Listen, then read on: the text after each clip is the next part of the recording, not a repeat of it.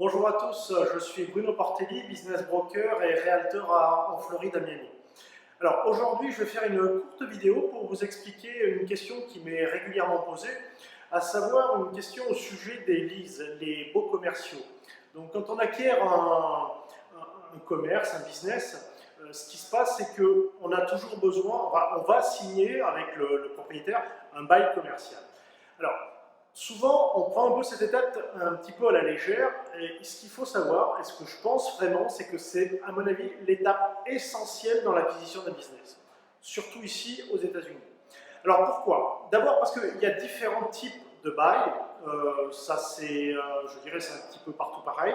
On va avoir des bails, ce qu'on va appeler des full service, des triple N, des modifiés gross lease et des pourcentages.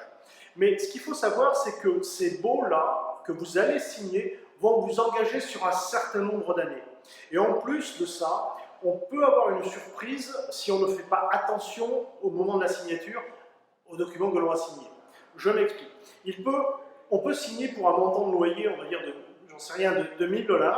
Et en fait, ce qui va se passer, c'est que au gré des années et au gré de l'année qui va s'écouler, au gré des dépenses, le propriétaire va inclure à l'intérieur du bail un certain nombre de dépenses. Et si on ne fait pas attention à ça, on peut avoir de sacrées surprises avec notamment un bail, un montant de loyer qui risque de bien souvent plus que doubler.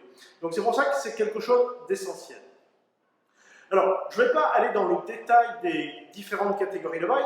Vous avez les différentes catégories détaillées dans l'article que vous êtes en train de lire.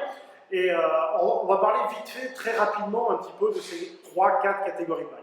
Vous avez ce qu'on appelle le full service. En gros, vous payez un montant de loyer, terminé. Donc ça, pour vous, c'est l'idéal. Ensuite, vous avez le triple N. Alors le triple N, c'est celui qui est le moins intéressant pour vous. Pourquoi? Parce que vous allez tout payer pour le propriétaire. Tout ce qui est taxe habitation, enfin bref, ce qu'on appelle ici la property tax, tout ce qui est assurance, bref, en gros, le propriétaire, il veut un montant de loyer net dans sa poche, et tout ce qui va se greffer autour, c'est pour vous. On a ce qu'on appelle le modifié gross lease. Le modifié gross lease, c'est un intermédiaire entre les deux. C'est-à-dire, en gros, vous allez avoir un montant de loyer à payer, et ensuite, le propriétaire va ajouter à ce montant certaines dépenses. En règle générale, ce sont juste les dépenses liées à l'électricité. Donc, ce n'est pas un mauvais bail. Voilà. Et enfin, vous avez le dernier bail, qui est le pourcentage, le bail, le percentage lease, ce qui, en général, c'est surtout dans les gros centres commerciaux. À ce moment-là, vous avez un montant fixe à payer au propriétaire du centre commercial, et en plus de ça, vous avez un pourcentage par rapport à vos ventes ou par rapport aux revenus générés par l'entreprise. Voilà. Donc on a ici les 4 différents bails que vous pouvez avoir lors d'une création d'entreprise, lors de votre signature. Alors c'est très important, pour moi c'est l'étape certainement la plus fondamentale, parce que vous allez être engagé sur un certain nombre d'années.